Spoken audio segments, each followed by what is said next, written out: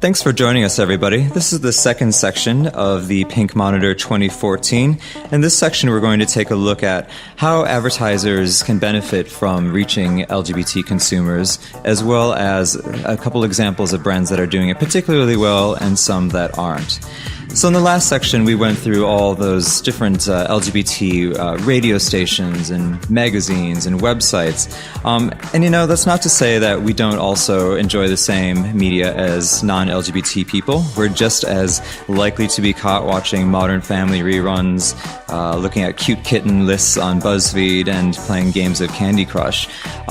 So marketers often say, well, if we can just reach you through those media, why don't we just, rely on mass media to do that? But what we found in our survey was that brands that advertise in LGBT media have three different things that they experience that might not be so true with non-LGBT media. And the first one is that advertising in LGBT media is more likely to gain attention.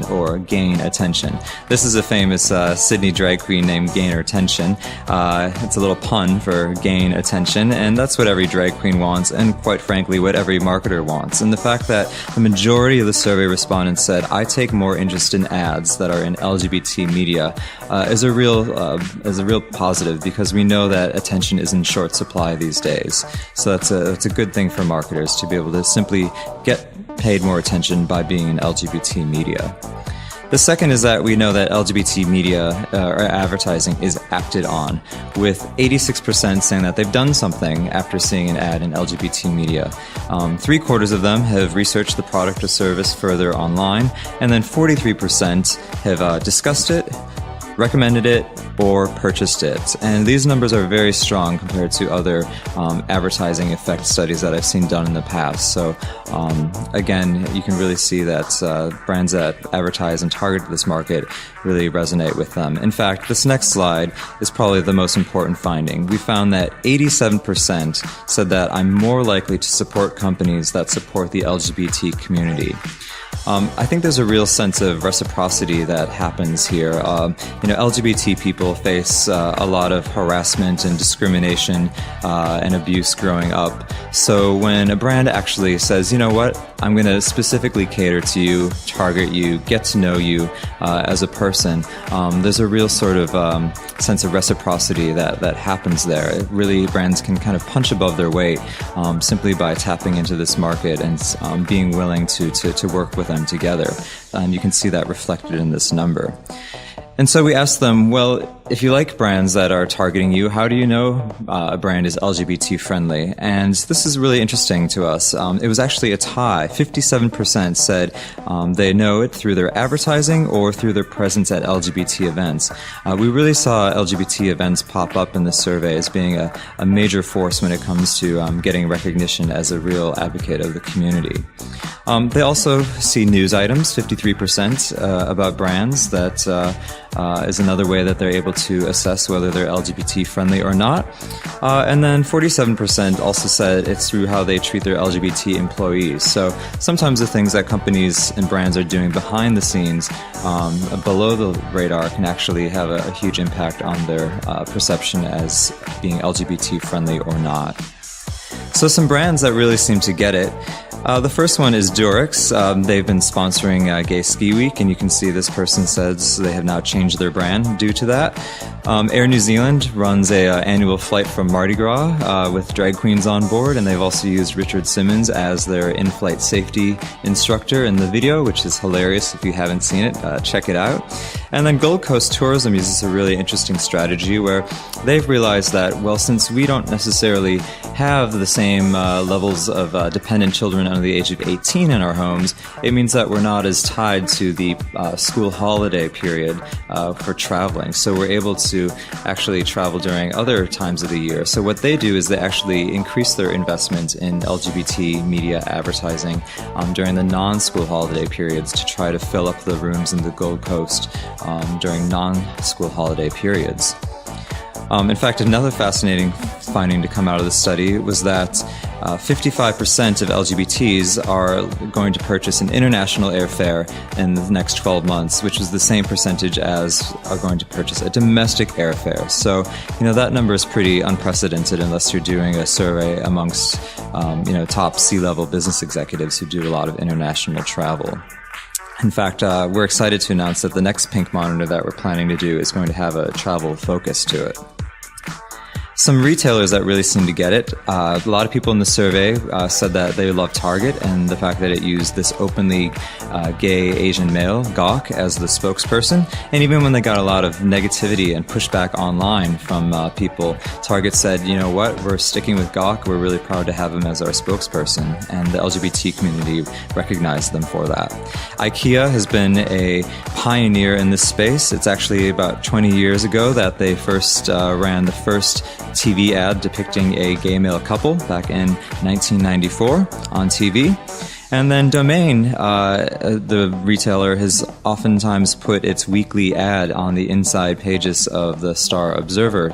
It's the same ad that you'd see possibly if you were reading The Age or Sydney Morning Herald, but if we're not picking those papers up anymore, we can always count on seeing the Domain ad inside the Star Observer.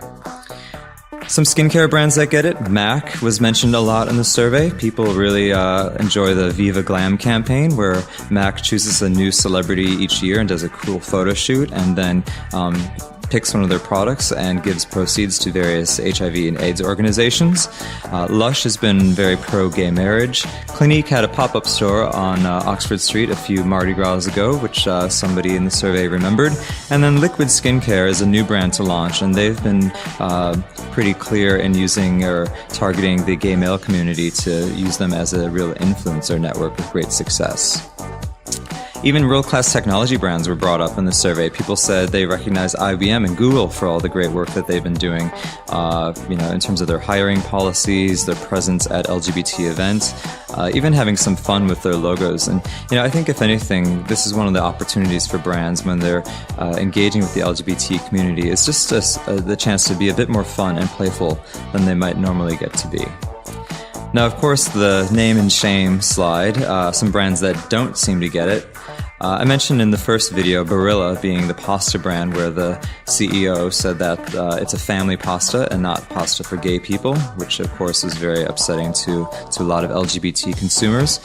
Chick-fil-A, which is a United States restaurant chain, the head of their organization has spoken out very loudly against gay marriage, and that's become a pretty big deal. Even abroad here, people recognize it because that news story made its way around the world. Salvation Army, locally here in Australia, their head of media relations was on the radio and said something about not disagreeing with a line in their charter that talks about gay death to gays, and that of course upset people quite a bit.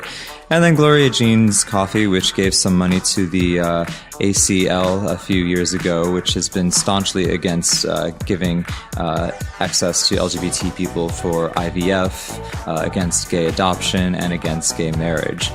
So all these brands and companies and organizations remain in our minds as brands that have done something to really kind of anger us and be brands that we are going to choose to vote with our wallets and not give our business to. So back to the heroes, and we asked across 5 different key categories to name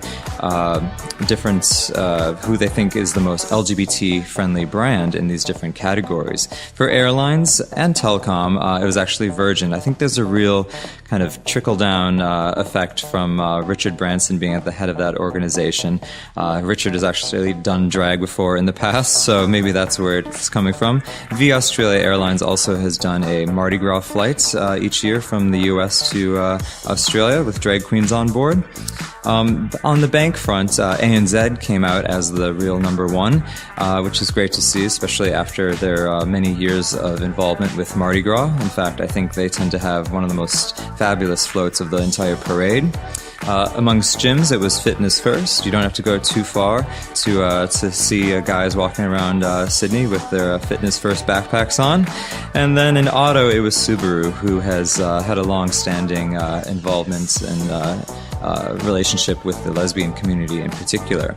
But what was most interesting about this question was that we gave them the option to choose none of the above, meaning none of these brands seem to really be particularly LGBT friendly. And what you can see here is that for some of these categories, the majority of people actually said, you know what, I don't think any of these brands are actually particularly LGBT friendly.